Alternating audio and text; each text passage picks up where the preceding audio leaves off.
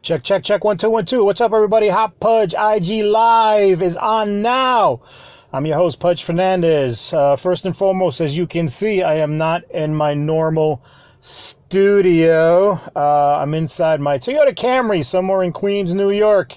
Fortunately, I'm having some technical difficulties. My cell phone is not syncing with the Wi-Fi in the house. I don't know what it is. So I think I know what it is. It might be the fact that I've been talking about getting a new phone in a couple of months, and I have an Android, and I've been talking about getting an Apple.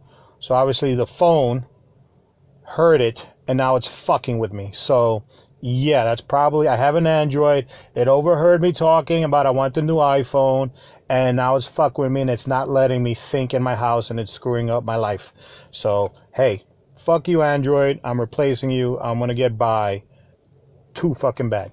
Anyway, yeah, I'm not technologically savvy anyway, so I got to go to the T-Mobile store tomorrow. That's how I do.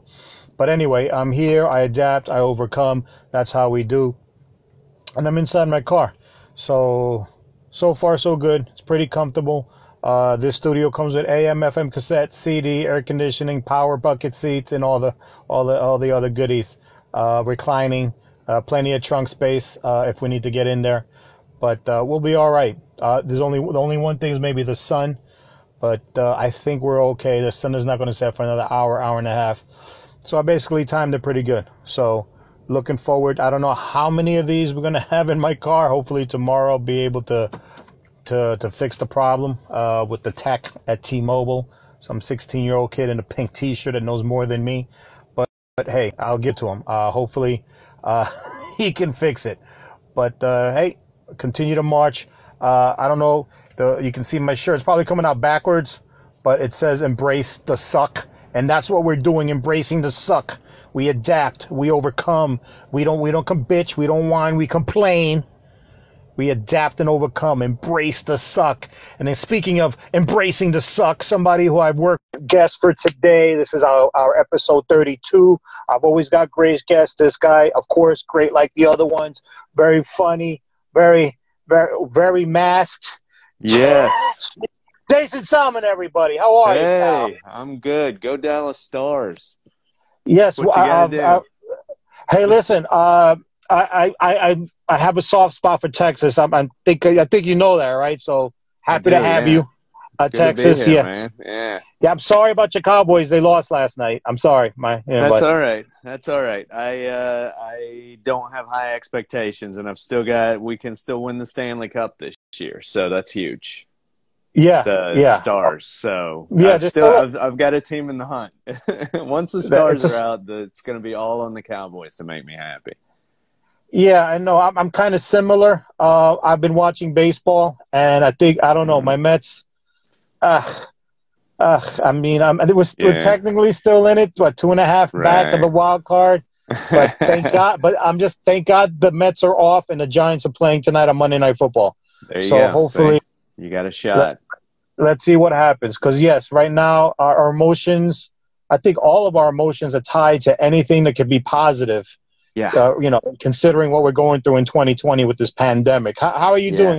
How's you and your family been getting through this? We're all right. I'm in New York City. My family's in Texas. I got to go visit for a little. Like, we did a whole drive from here to Texas, and you know, stayed there and didn't go out, just stayed at home, went and picked up groceries and had them put in the back of the truck, that sort of thing. So, everybody's living by different laws now, but, I mean, everybody's healthy, which is good, and, surviving. So let me ask you, okay, so you were here in New York, I guess, because the beginning of the pandemic, right? Yeah. I was actually on the road. I was doing a gig in Pennsylvania, and my girlfriend went with me, and she got sick. Oh wow! While we were there, but the next day had gotten canceled anyway, so we just came right back here, and turned out she had it. Oh wow! But I didn't catch it. I didn't get it. So wow. Which is weird. I don't know. Maybe I'm a superhero. I'm not ruling that out. But yeah, you got that Texas blood. That's what it is. Maybe that is. Yeah. That long arm. You deal with enough cattle in your lifetime, and you're impervious to all these human diseases. Now, did you get a lot of calls from back home in Texas during the COVID spike here? Like, oh my God, and are you okay? Did you get a lot of those calls? Or what's going on? Not as many. I mean, there were a few people who reached out. Weirdly enough, I was dealing with more people who thought it was fake. And I was like, no, this is real. You should pay attention because, like, there are a lot of people Really? dying. Yeah, I'm like, I would tell people, I'm like, hey, why don't you just until the death rate in my city goes down to, less than 20 an hour, maybe till it hits that point, can you just take it seriously or pretend to? And they're like, no, this is fake. And I'm like, Yeah. oh God. Here's my funny take and twist on the whole thing. Like I said, I have a soft spot for Texas. Much love. I spent 4 years there. I was stationed in Fort Hood. Partied in A Austin. lot of Fort Hood news, man. Yeah, my buddy's still out there. He was San Antonio. He lives in Dallas.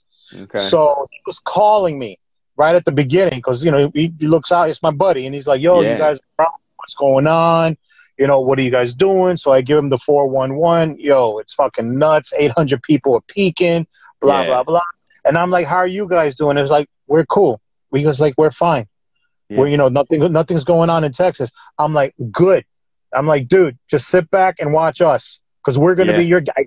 Sit back and watch us. We will be your guinea pigs. Yeah. Okay. We were the canary in the coal mine. 3 months later, our numbers go down. Mm-hmm. And all of a sudden, everyone's numbers are going up. I know it. I call him back and text him, like, what's going on? He goes, yo, I got hit. I got the corona. I'm like, what did you do? What did you do? Well, I went out. There was a gathering, blah, blah, blah. I said, I told you.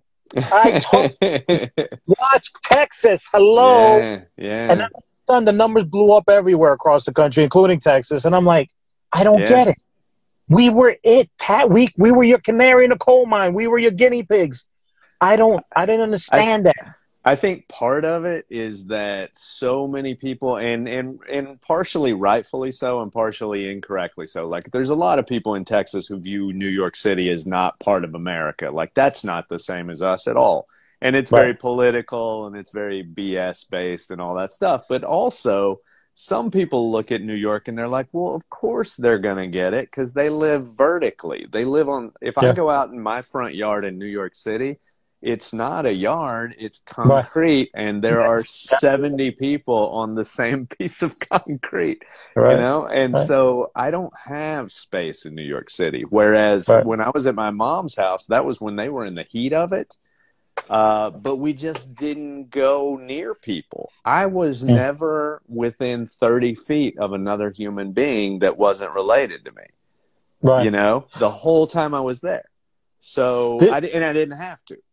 Absolutely. There's no question that obviously our cities and states different. We're all different. I absolutely think, yes, the rules are not the same across the board. You can't blanket the same rules from New York to Texas because you guys have, and I agree with those people who said, hey, we want more. But first of all, it's real.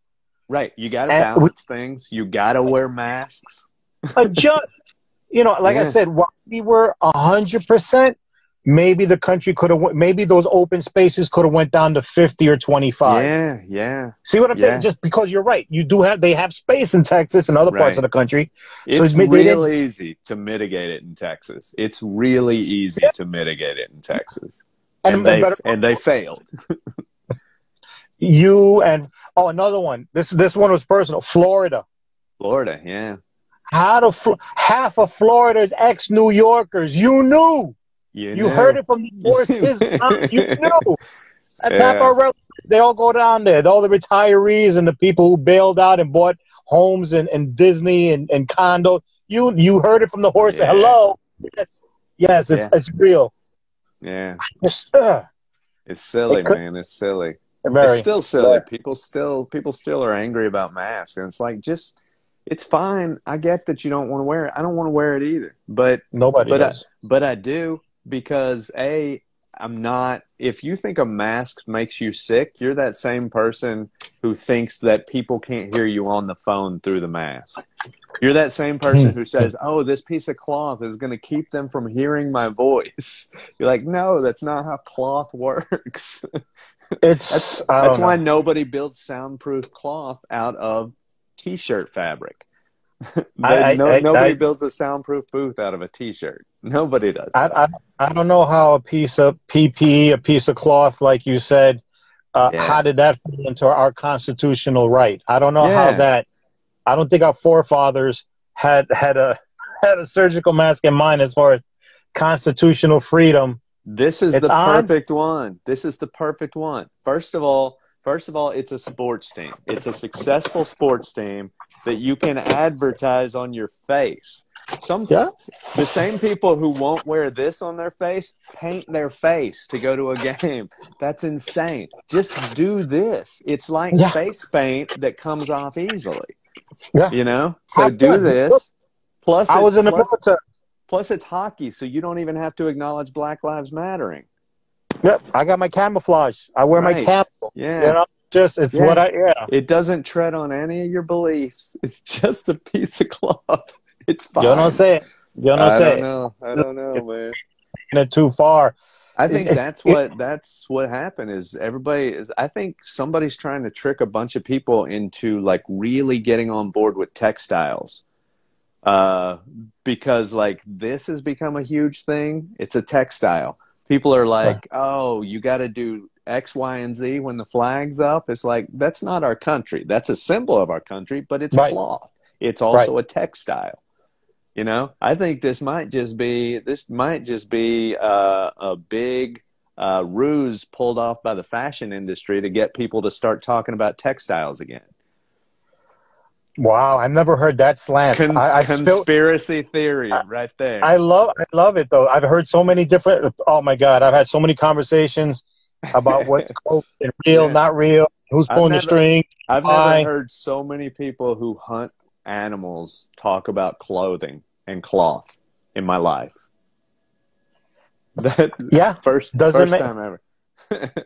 So, and it's just, I mean, there's so many jokes. I mean, they tell you to wear a cloth and it's no, but then you walk into a 7-Eleven where the sign says no shirts, no shoes, no service, and you know what I'm saying. So isn't that, you know, you're being told what to do, and you know you can't. No shirt. Hey, wait a minute, that's my if I don't want to wear a shirt and I don't want to wear shoes, wait a minute. You know, it's like maybe we got to come up with a lyrical sounding, because no shirt, no shoes, no service sounds you know, like real punchy and lyrical. You know, maybe we got to figure out some sort of lyrical. People abide by it and don't mind. Yeah, you tell them a little PPE, and it's not like 24/7. No mask, no merch. How about that? No mask, no merch. Boom. There you go. There we go. No mask, no merch. All right, somebody call a rapper. No mask, no merch. There you go. There we go. Boom. Oh shit, that's funny. Hello, Cardi B. It's Cardi. I got one. You're still talking about the vagina. Okay. Well, you finish. Once you're finished with that, then we'll circle back around to the textile. No mask, vagina, Cardi. No mask. No merch. Hilarious. I don't know. Just when it's over, it's over. Hopefully, you know. I'm trying to be safe. My family, a lot of people in my family are immunocompromised. So like, if I want to go see them, I gotta be safe. You know, I gotta, and to be honest, we don't know enough about this, man. I mean, there may be things that come up in people's health years down the road, you know, that are affected by this, you know, because I've heard some stories.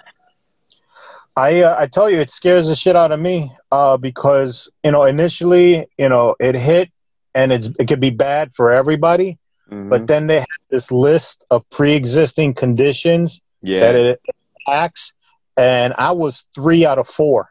Really? Yeah. Yeah. No, I had the asthma, the high blood pressure, the pre-diabetic. The only thing I wasn't was elderly. There we go. So, yeah, I got to work. It was a little bit of a late start, but I already lost 25. I gained weight. Yeah. If I'm not working. Yeah, I get it. Yeah. You're I not didn't catch moving. it, but then I lost that weight, and I'm Okay. down to 285. So Nice. I All peaked right. at 310. Oh All my right. God. Yeah. Yeah. So So you got down. Yeah, that's good. Yeah, I yeah, dropped weight. I dropped weight too. Yeah. because Yeah, I it's want to a be. It used to be I want to look good. From now, I want to beat it because if it does come, we don't know yeah. if how it comes back or how it's attacking. But I want to be in the best shape possible. Yeah. Uh, And you know, why not use this time to like focus on some things that that maybe you didn't, you know? And exactly.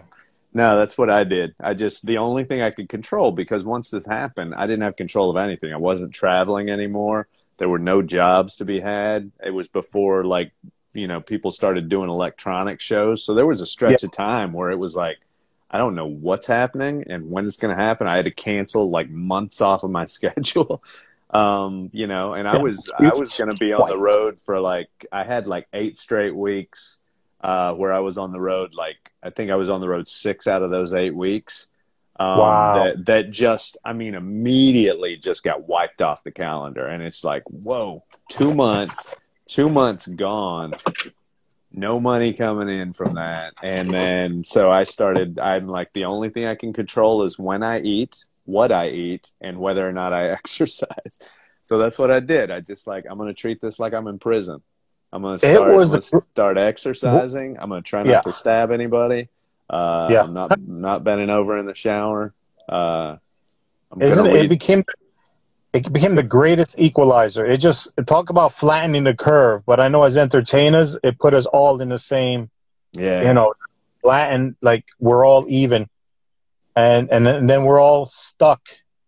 I found myself looking for ways to be creative. That's how I started this because it was like, I mean, it's like I know where we were artists before when we yeah, were comedians and stuff, but once the comedy got taken away and there was no stage, it was like you yeah, know what?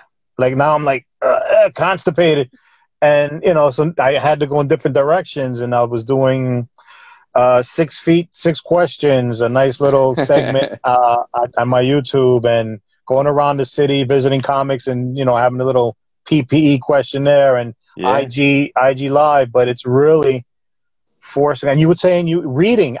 Yes, I read 3 or 4 books already. How about you? There you go.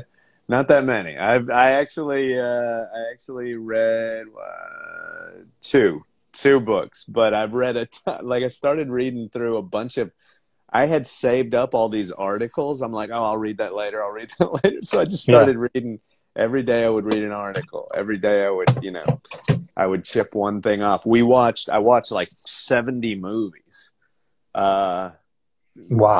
I just decided at the beginning, I'm like, every day at 4 o'clock, we're going to watch a movie. So we watched a movie every day at 4 o'clock. You know, it was just movie time because we needed It, something to sort of say, yeah. this is the anchor. Because there wasn't Yeah. anything. Yeah, right. No, exactly. You needed an anchor. Like my anchor Yeah. became my IG live. Yeah. First it was Yeah. once a week, then it was twice a week, then it Hmm. became prepping for it. Then uh, I created a YouTube channel, so now all my things are going in there, and I'm already Yeah. planning for the future. This is going to lead to a podcast. So, you know, on the positive side, it's led me in different directions. Yeah. Creativity.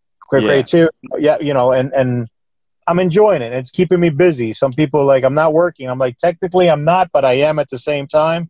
I'm working on my weight. I'm Yeah. working on this, and it's like it's working out. You know, thank I mean, God. the interesting thing about being an entertainer and doing comedy is there's some stuff that you get paid for immediately, and there's other stuff that you got to develop over time. And this is a time where you can develop things like that, you know, Yeah, that take more time because you have the time. time. Yeah, yeah, And you know what? And I've you know under these circumstances that are you know can be harsh, negative, and life threatening to others.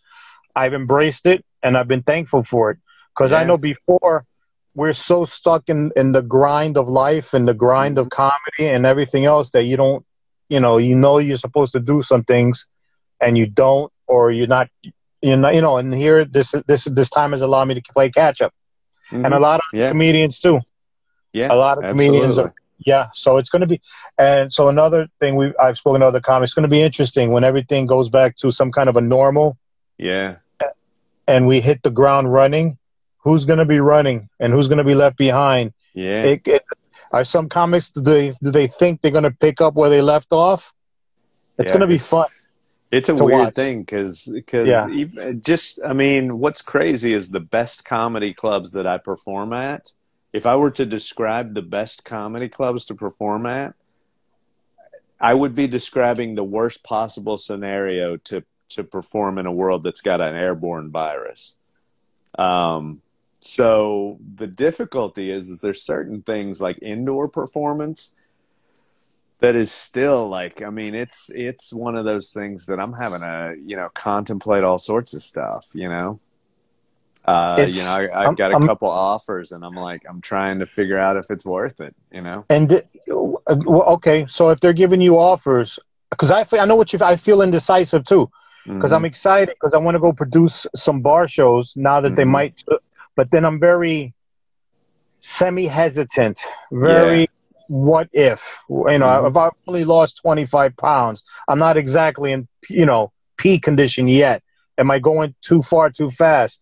So when you have these places with these offers, are they besides giving you a price, are they giving you a breakdown of their Well, yeah, I safety? mean, look, the good thing is just about every place you perform at, there's a part of their website that's devoted to these are our safety procedures. Now, the Okay. difficulty is that depending on how well you know the place, I mean, putting something on a website and executing it in real life are two separate things. Right.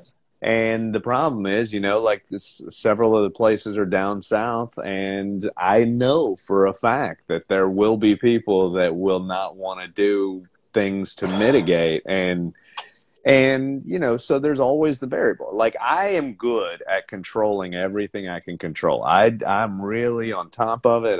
I take care Right. of everything. I'm really good with with the mitigating strategies and all that stuff. I'm paranoid. It's a really nice way of saying I'm paranoid. But that's what happens when you live in a germ city like New York City for a long enough time. Yeah. You understand how germs move, and you're like, I need to wash my hands Yeah. all the time. I need to clean this up. I need to make sure that that I keep myself safe from these things. But you don't control other people, and I could very well go into any of these situations, and either of two scenarios could happen. One, everybody's really respectful of all of the mitigating strategies, and everybody Yeah. does it, and it's a really safe environment.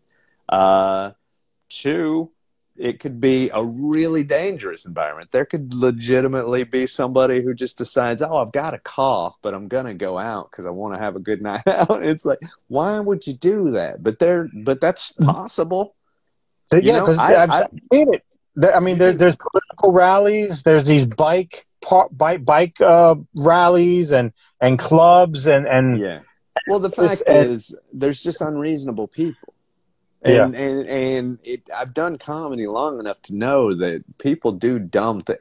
Anybody in a comedy show who will just yell out their thoughts and feelings in the middle of somebody's joke, and that's happened to every comic I know, every yeah, comic, yeah, and anybody who will do that will also cough in the face of another human without thinking twice about what it could do to them virally. yeah. You Right. know, I mean, it's just the same brain that works like that. So. It's tough. Yeah. I've only had one show outside of New York in an indoor venue, and that was at the Mohegan Sun. Okay. And I like what they did. I mean, it looked like they really put a lot of effort and thought into it. Yeah. They had the audience spread out, like almost every other table, every third table. Mm-hmm. So they were spread out. Not, I didn't feel them as much from the stage, because they're so spread out, but Yeah. that's fine. The comedians, they had us in the back of the showroom because the green room was too small. So Mm-hmm. what they Yeah. did is we allowed one comic, and whoever was going up, it was the contest. It's the Okay. Mohegan Sun contest that I'm Yeah. in. So there were several of us. So whoever was up next was in the green room. And as Okay. they went on stage, then the next comic would go in the green room and Okay. just keep rotating. So we weren't in a confined space for too Yeah. long. And and in the back, we were spread out. There was hand sanitizer, and you had to have your mask on. And So it was pretty well done. I was quite happy. It was That's good. awkward, different. Yes. Yeah. Yeah. That's, I mean, it is everything that makes comedy good is not capable of being done at the same level right now because what makes comedy good is for people to be close and confined and laughing gregariously. And that's just, I mean, Every hopefully everything we the don't third part everything happens.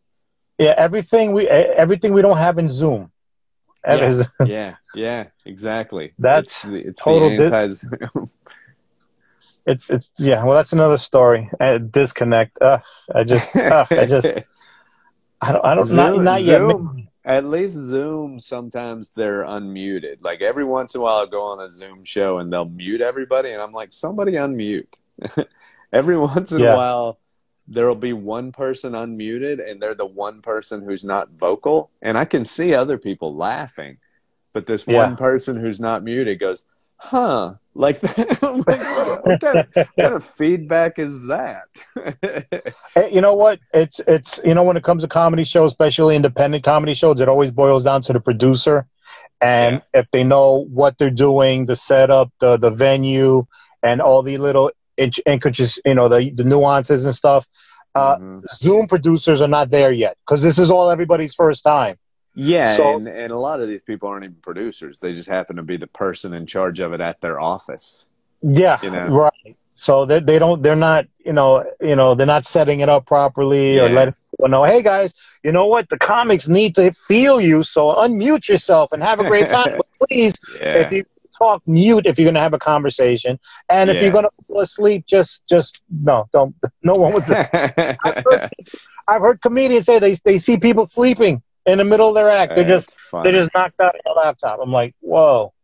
Yeah, it's hilarious. It's what we do. It's what we do. Eh, you know what? You know what? We're here. We're not trying to make people smile. And sometimes people are going to get tired in the middle of that and fall asleep. And what? So let me ask you, as far as the comedy side of the house, we pretty much know across the board from our personal experience and all our peers, we already know Hmm. what's what. But I'm Yeah. curious, because you're an actor, Uh-huh.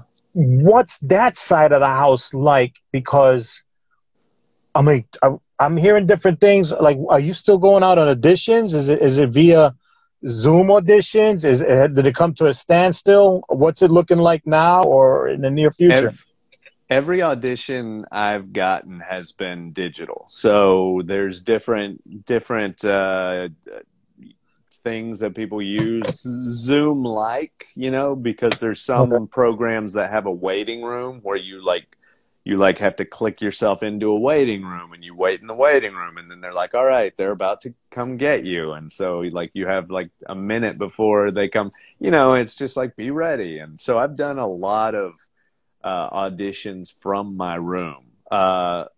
The acting world was already set up for like self tapes and things like that because a lot of times I'll audition for roles that are filming in LA. So I'll audition for an LA casting director in New York. So it's not absurd. I've done a bunch of on camera auditions like that. But it's a different world, and the difficulty is that you can't do anything big in the acting world because what people don't think about with stand up, you can have a comic performing to groups of socially distanced people in a highly ventilated setting, which could be as ventilated as being outdoors, or being just a well ventilated indoor facility. With acting, you often are in a place that has to contain sound if you're indoors. So you can't be highly ventilated because ventilation equals sound. And usually, I mean, this is when nothing's going on, when there's no virus to worry about. But usually Right. you've got a sound guy and you got three guys working the sound and somebody doing your makeup and somebody doing your hair. And so you have Right. all of these people doing all of these things. So every commercial, every TV show that you've seen me in, I guarantee you I was within 6 feet of 10 to 20 people at Yeah. any given time. Even though you may have only seen me on camera, you know, Right. and that's the hard part. So the difficulty in production is they've had to really scale down the production. And a lot of times you're not acting with other actors. So it's everybody's still getting a feel for it. So they've cast some things and not as many as they were, but it's starting to open up. And some people like Tyler Perry, you know, did a huge bubble in Atlanta for his shows. And, you know, and successfully so, I think, you know, so it is being pulled off, but also there was a guy I think who filmed a commercial who was like a camera guy on a commercial crew in Austin who died of COVID. So immediately red flag, and so the commercial industry everybody has to take a step back, you know, whether you like it or not. And whether it immediately affects you or not, you know, it just forces everybody to go, hold on, we just need to look at this and make sure that we're not doing anything that was happening there. Make sure that whatever happened there can be avoided. You know, it's weird. It's weird. I've been making my own stuff. I've been doing these internet characters. I did a whole series of washing hands videos that was like deep thoughts, but me washing my hands while I had them. Okay. And then, yeah, so I did that at the beginning, and I did like, I don't know, 30 something of those. And then I did, when I went to, my mom's house, I filmed a bunch of these, things as a Don Hoder, this character with a Delco accent, which is like a Philly, Delaware accent. Right. And he's a, swim teacher who don't know how to swim, you know? So Okay. it's just this dude that don't know how to swim trying to tell people how to get jacked in the pool. So it's dumb. It's just stupid stuff. But you know, like I you said, just they took the stage away from us, and here we are, the artists that we are. you're just figuring out different ways to do it. I'm gonna have a good character reel coming out of this. Okay. I will say that. So, I got, yeah. I got to think of, because boy, that Hollywood, it sounds so tedious. It's it just is tedious. and it's more than ever. More anal, more tedious, more than ever. And it's the slightest thing. It's like everyone's on pins and needles. Yeah. You know, at first I was like, okay, let's see I thought sports would be like the first test with the baseball, the basketball, and the hockey. The hockey bubble seems to be working great from what I hear. Yeah, basketball bubble's working great. With the exception of one guy who slipped out for some buffalo wings in a strip club. Yes, basketball. Also another dude from Houston brought in an unapproved guest, and he got kicked out of the whole thing. Yeah. I mean, granted, his team got kicked out like 2 games later, but you know, they're just like, nope, sorry, you violated the rules, go home. Yeah, it's like, whoa. And those are bubbles. Those were bubbles, and now baseball, which divided, you know, it's different leagues now, and they are doing some traveling. They have been a little bit of outbreaks. But they were nipped and controlled pretty good. Right. Pretty, really good. So I thought we were moving forward. I feel like the next test is the kids here in New York. Go back to school. Schools, man. That's going to be weird. The biggest guinea pigs are these little. It's scary. I don't know. My kids are grown. They're out of that school phase. That's good. So thank God. I wouldn't want. I'd be scratching my head.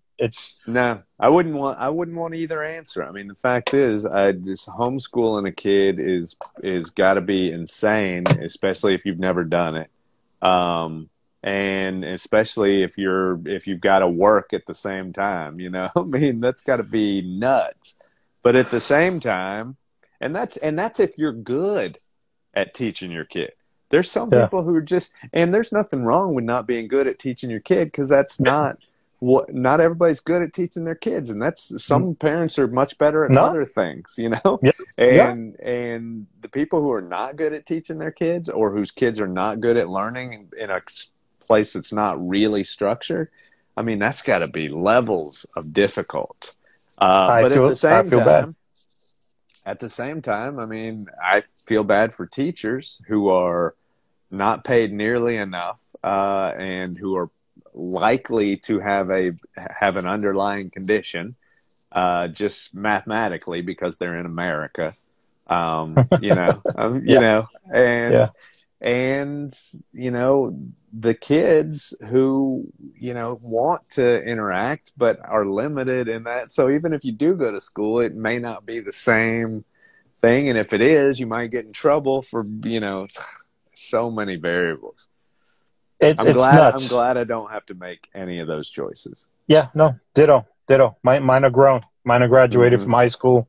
One's Good in for you. college. So we're like, yeah, yeah. But we have, my wife and I have several nieces and nephews with our siblings, and we're like, wow, I wonder where this is Yeah, gonna go, because yeah. it's and everyone's predicting a spike October, November, that there's gonna be another spike, I mean, because once everybody's got to be indoors. I mean, we've been good about keeping things outdoors.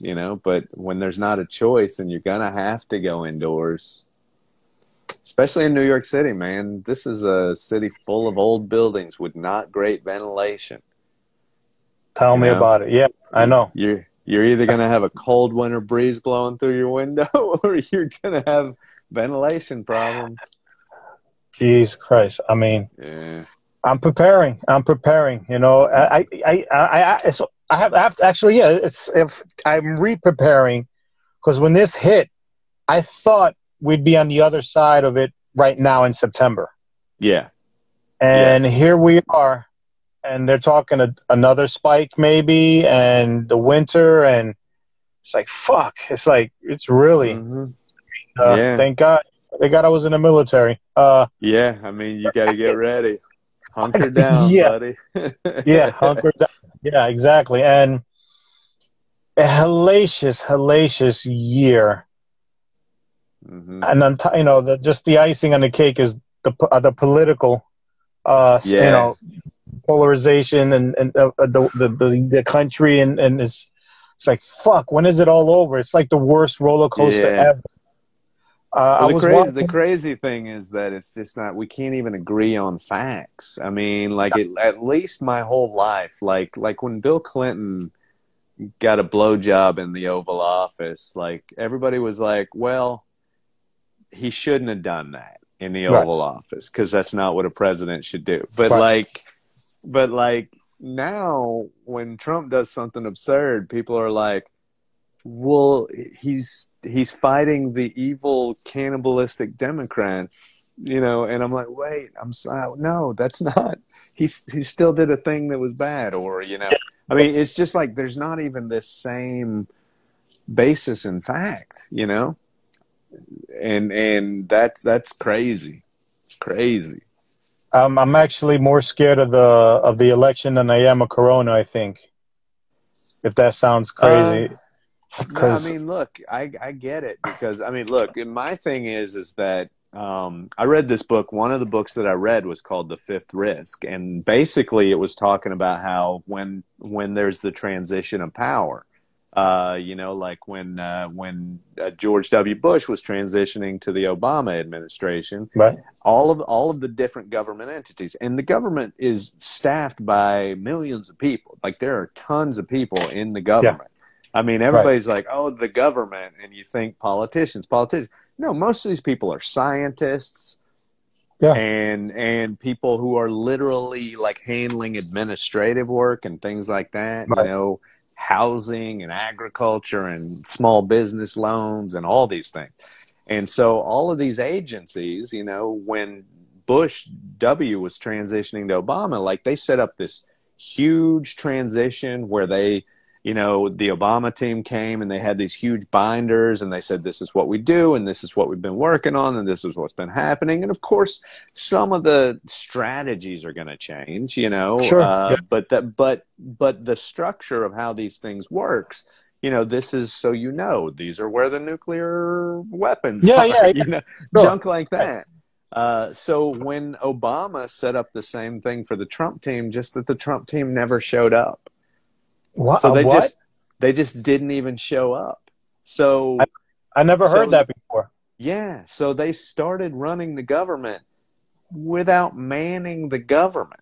And like they were going to fire all of these people in charge of like nuclear weapons, and one of the guys like told somebody in Congress, he's like, you got to stop this, because they were Obama people. And he's like these are not Obama acolytes, these are scientists who Obama Right, hired.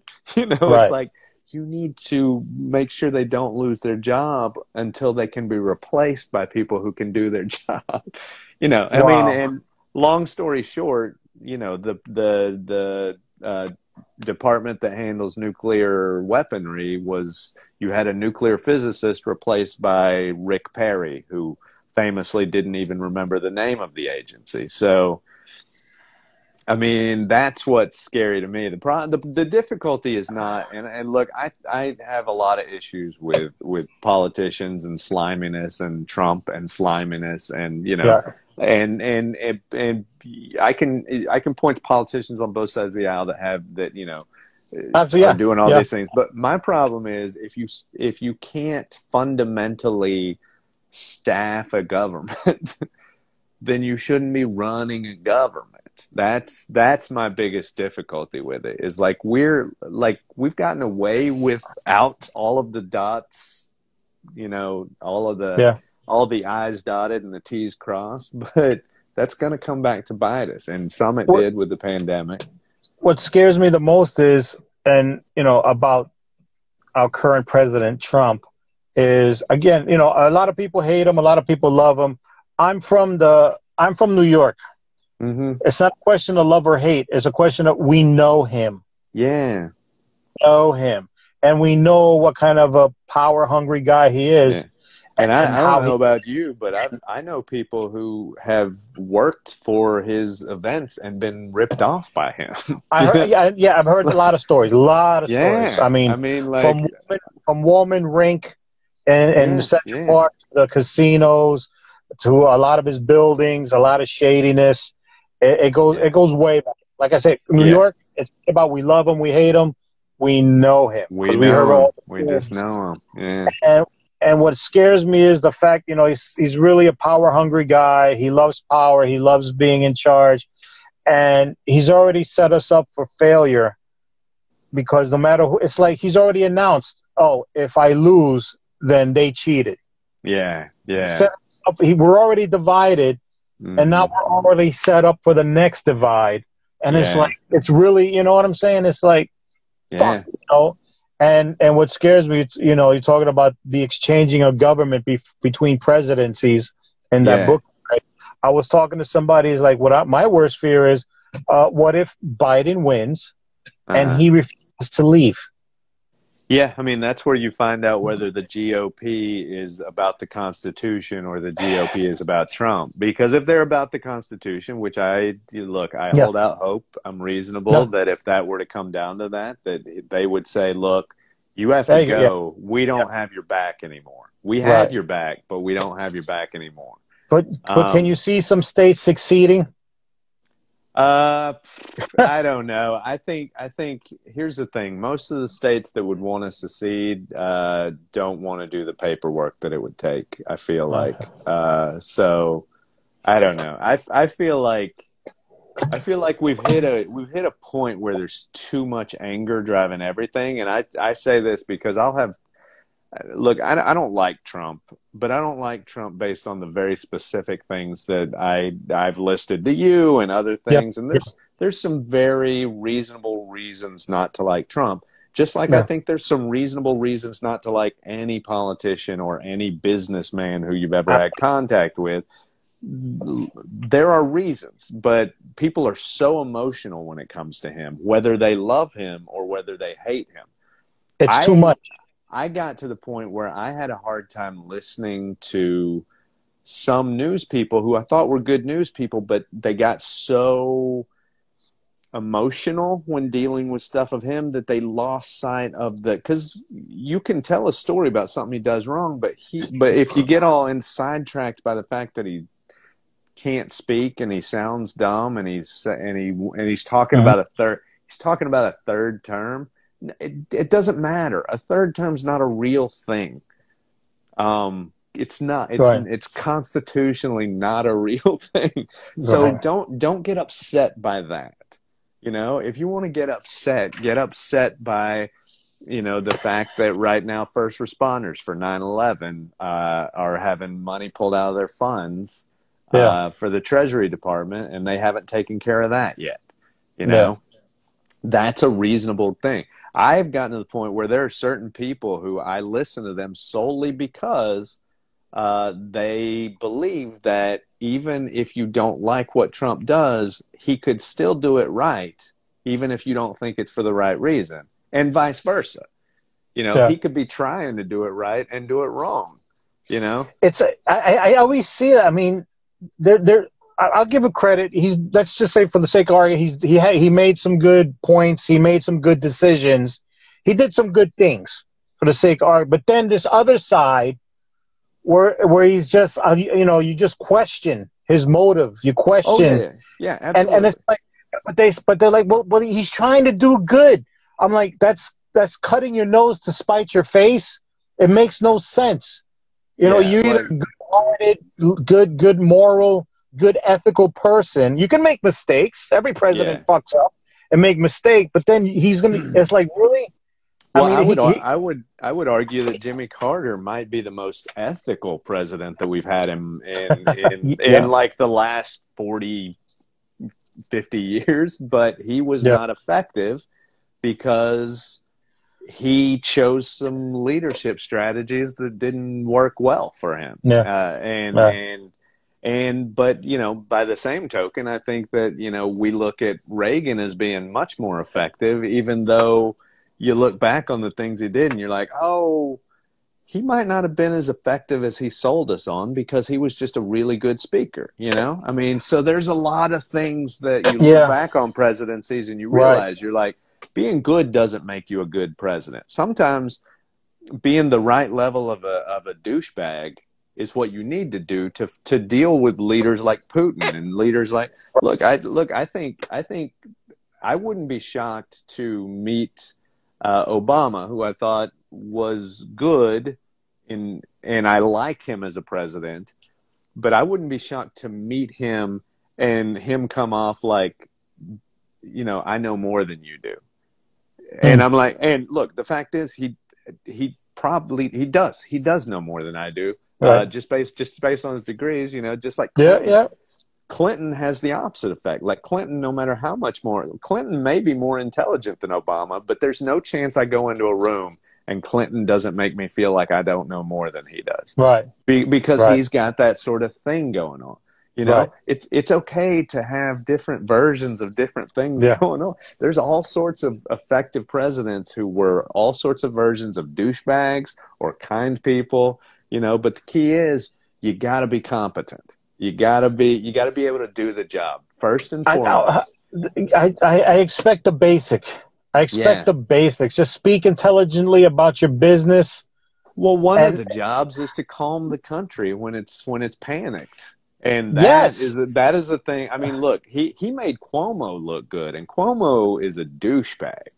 Cuomo is a douchebag, and he made Cuomo look like a goddamn superhero. I get it. Because Cuomo was just reasonable. Right. It's like, oh, you're reasonable, but you're standing next to a guy whose hair's on fire. You look like the guy I want to talk to. You know? Right. That doesn't mean you're the guy I really should talk to, but it's, you know, but because you're next to this guy, you're clearly the better answer. You know? And, you know, it's just like you know. Politics is a tricky slope, and sometimes it's just the timing and who you're standing next to, and it's just if you wanted to rob a convenience store, you should walk in there next to me because they're going to watch me the whole time, and you'll just walk out of there with whatever you need. I mean, I've always said that I think Trump would be one of our great presidents if he just spoke intelligently about his business. If he had a quarter of the the mannerism, not the mannerism, but the speech or the of Obama. Obama was a great speaker. He knew Great how to speaker. speak. Yeah. Great speaker. If Trump had a quarter of that, he wouldn't be in this mess. He would have more followers. You know, the problem with him is he's got all sorts of things going on.